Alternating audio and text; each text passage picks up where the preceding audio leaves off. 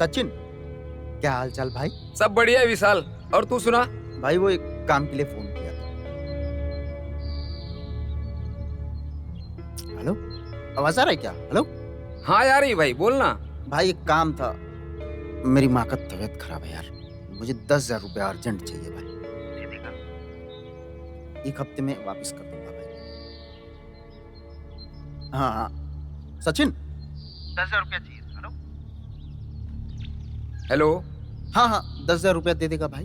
Hello hello. बहुत urgent है भाई।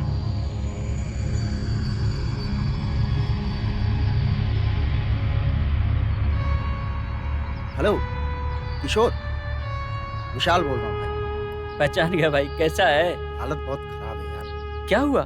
तू मेरा भाई है ना, दोस्त था ना मेरा, तू सच्चा वाला। हाँ भाई बिल्कुल। इसमें कोई शक है क्या?